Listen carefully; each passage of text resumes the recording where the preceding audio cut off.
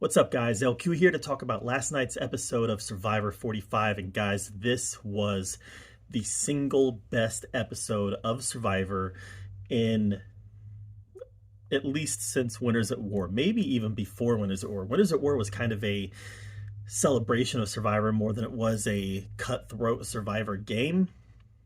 This was Survivor. I want to echo what Jake said at Tribal Council. Wow, some people here playing Survivor. Boom, they were. This was a great episode. Let's talk about it. So first of all, the auction is back. I hadn't realized that it had been since 2015 since there's been an auction.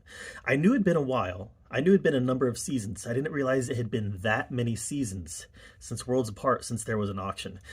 Very happy to have it back. I love the Survivor auctions, and this was a good one. I love the new rules that are in place for the Survivor auction. I love that the amount of money that they have is tracked and that there's consequences if somebody doesn't spend their money and there's a finite number of items. I love the energy to the auction. I actually love the idea that there wasn't any advantages in this auction. It was just about food. And when those big, gigantic fish eyes came up, it was hilarious. This was just a wonderful, fun return to something that the fans love. So I'm glad that they did that and brought it back. The immunity challenge was a Survivor classic, but with the same twist that Jeff has done before. You know, here's the rice, but I need 4 of you to step out. We've seen that kind of thing happen in Survivor before, but we got a new twist this time.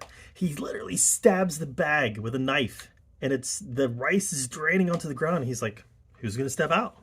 You're losing rice as we speak.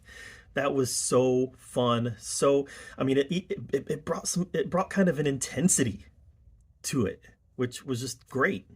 And then the Tribal Council, you know, Jake's back is against the wall. I kind of had a feeling he was going to play the shot in the dark. Statistically, you know, it's the odds of it working aren't aren't great.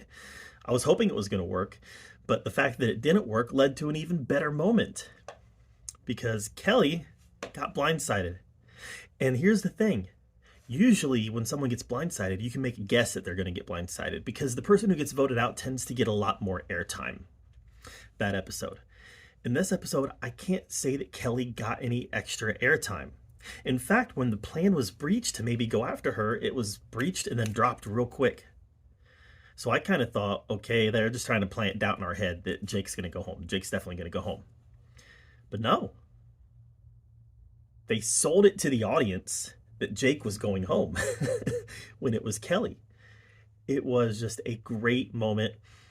And I loved Jake's speech. You know, if anybody wants to play Survivor, I'm here. Let's play Survivor. And the look on his face, he went, woo! And then he's like, oh, sorry.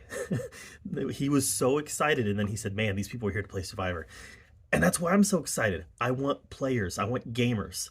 And we haven't had gamers for a couple seasons. We've had very complacent characters. We have gamers this season, and I'm pumped about it. And I love the fact when Kelly looked at Emily and said, was this you? And Emily just looks and says, yup. That's how you build a resume. Love it. All right, guys, what did you think? Let me know in the comments below.